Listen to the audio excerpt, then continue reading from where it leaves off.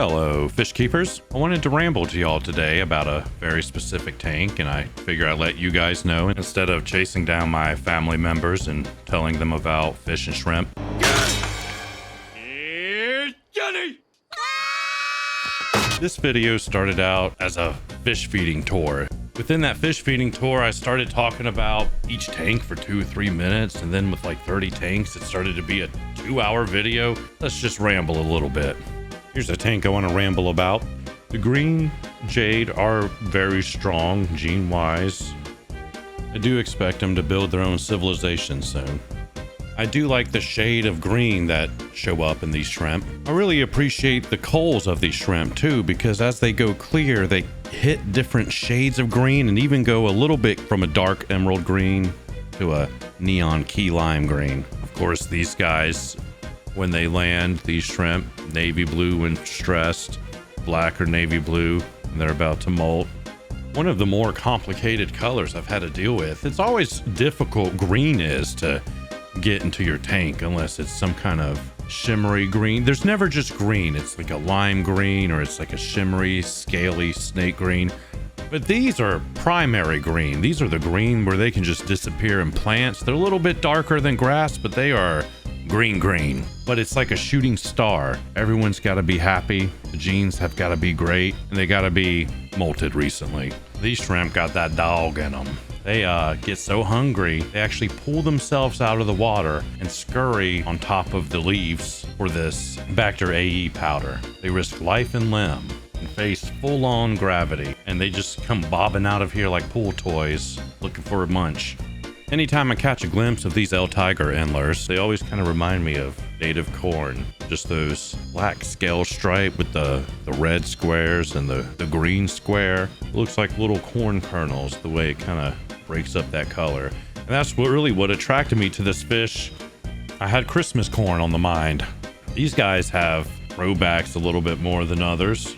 So like every once in a while, I'll see a male that doesn't match the pattern of the rest. And it might happen 1 out of 30 times with these guys, 1 out of 50 with the Tiger Endlers, 1 out of 500 with the black bars. Maybe my next Endlers will be those black orchids. Those look gorgeous. They all kind of look like cousin strains too, really.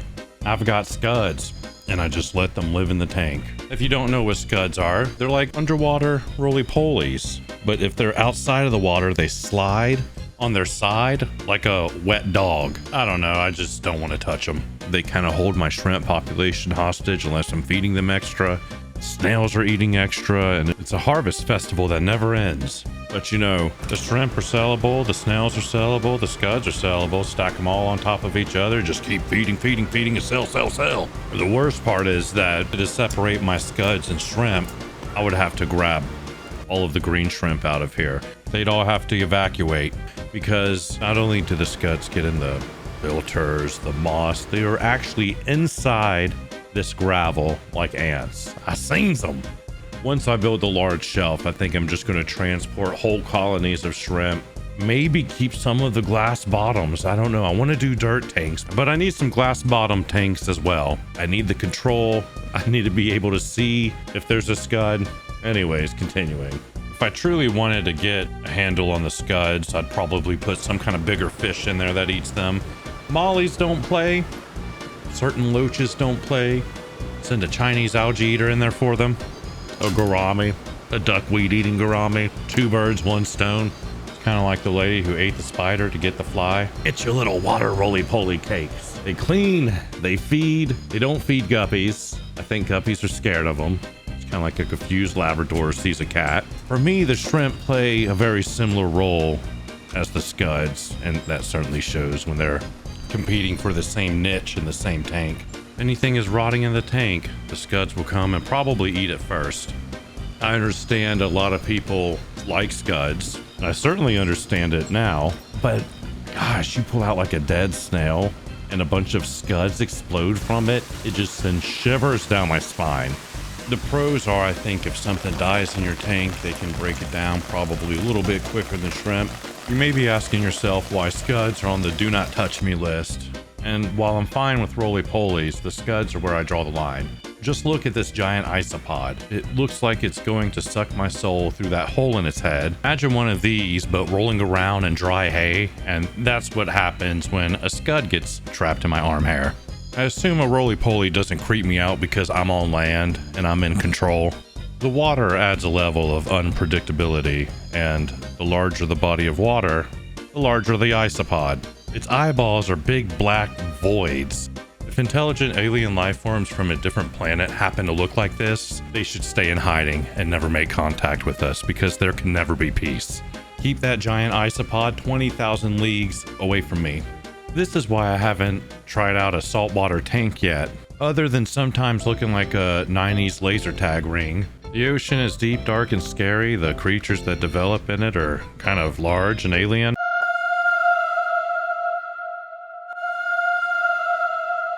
It draws out my lassophobia.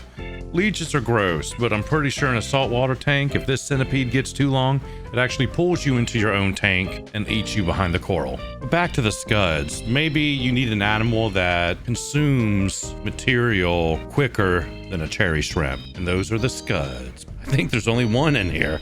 His beady eyes glow white, and I've decided to name him Prometheus.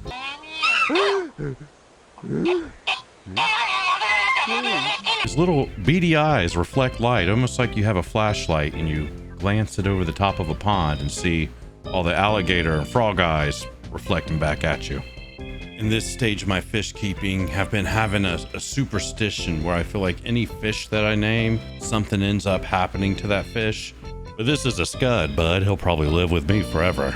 I've enjoyed the Malaysian snails. They seem a little less contentious than the ram's horn, although they do go absolutely wild in terms of reproduction. Also, all of these common snails compete with one another. And then the bladder snails seem to be kind of the weakest. They show their face the least here. They were my first snail, but as soon as a ram's horn came in, that population bolstered in the bladder. I don't know, can they not get to the food quick enough?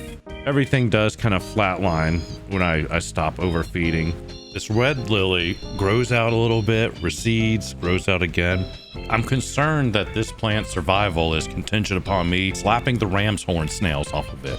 I figured I would have luck just moving the plant into an entirely new tank. It always makes me think back of the plants that I failed out in the past, and was that just the snails eating them? Those plants are probably good prospective roommates for a dwarf chain loach, which would eat all the snails right out of the tank. I'm a little disappointed that conversations I see online, people will swear up and down, the snails aren't eating the plants. No, the snails don't eat the plants. They absolutely eat certain plants. The snails eat the plants when the plants are alive, when they are luscious, when they are green, not when they're about to die. Look at this red lily. People might say, oh, the snails, they'll only eat the plants if they're extra hungry. And I'm just wondering when they're not hungry. If they're not hungry, they're just going to endlessly breed until they fill up to the top of the tank. Eventually, they're going to get hungry because you have to flatline the population by denying some overfeeding. As for this red lily, it's going to stay in the 20-gallon long that I specially set up just for this plant. With no plants in it, no snails. It's been dosed with copper maybe 40 days ago, so there's no invertebrates in here. Let's give it a try. There's a lot of contention in this tank. I think a lot of the extra food gets eaten quickly. I'm guessing that's why the red dwarf lily is constantly under snack attack. So really, a recap for this tank is the cloudiness did clear up. I did get all the duckweed out of here.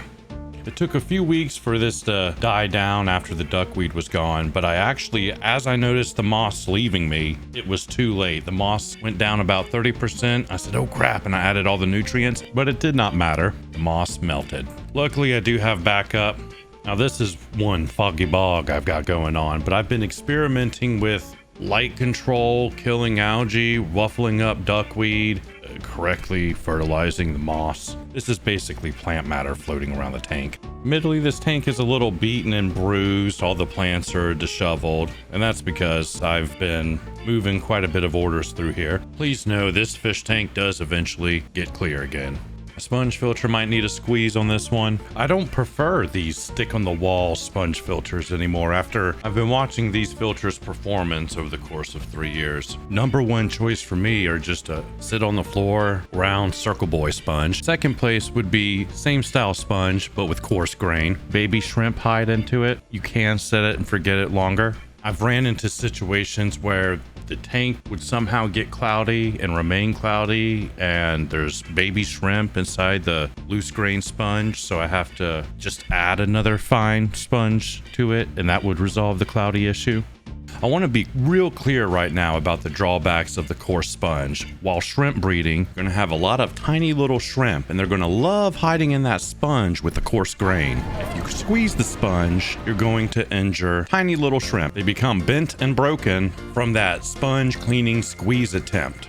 This is not an issue with the fine grain sponge. In defense of the coarse grain sponge chugging behind, I haven't squeezed or cleaned this thing in over a year. Now it's a glorified shrimp nursery. Scuds will hide out in the extra fine grain and the coarse grain. The hang on the wall, stick on the glass sponge filters, these are extra fine. They get brittle quicker. You always risk these airlines kind of losing the elasticity and they get rigid, and I feel like somehow the air doesn't come through here quick enough. Like clockwork, probably once a year, I have to pull these things completely apart, and I'll have to put them back together so they'll start working properly. It's always that airline. A fresh airline means that the airflow will be unrestricted. And I would like to do that again exactly maybe 0 more times in my life. That's my goal. The algae is going wild and crazy, kids. That's because it's on a 10-hour cycle, and I think there's just too few plants in here to avoid algae on a 10-hour cycle. Turning this down to about 6 hours, this algae will disappear. Here's one of my auto exchange students. I keep all of my autos together, usually. This guy is temporarily alone in this tank. He was doing some algae cleanup. Food culture is weird with these guys. If you search what you could feed an auto online, everyone comes back to naturally occurring algae. There does seem to be exceptions on a case-by-case basis, my case being algae wafers and Bacter AE. I've had situations where an auto was isolated from his group though, and then he stopped eating in the way that I would watch the other ones eat in other tanks. In my experience, it almost seems like the autos will teach each other food culture, and I had one auto that just seemed to not make it when I put him in a separate tank. My scientific method isn't perfect, but it appeared like he stopped watching the others eat on wafers, so he decided to stop eating wafers and forgot the food culture. My original thinking was that I would separate them out to all these tanks that were just covered in algae, and maybe it would even be fun for each and every single auto to get his own tank covered in algae, but I guess that wasn't 100% the case for every auto. In a couple of days, they're going to be put in a tank all back together. They can sing, "The boys are back in town." The 20-gallon that they're going to be in is not going to have enough naturally occurring algae. Of course, I think I've mentioned this before, so you got to find unique ways to feed them. Another food I can give to these guys on a fly is the Bacter AE. Right when you drop that powder in, you'll watch even this guy will just come to life. It's hard to believe I've had these group of autos for 3 years. It says their lifespan is 3 to 5 years, so here's to 2 more years, little guys. All right, and that was my first fish rambling. I hope y'all enjoyed the video as much as I enjoyed making it. I'm happy that I don't have to chase down random people in the street, tell them about my tanks. I can just bring this information to y'all. It's an outlet. And again, this was my fish feeding tour turned fish rambling. So that's why the fish were munching and crunching in there. Until next time, fish keepers. Until next time.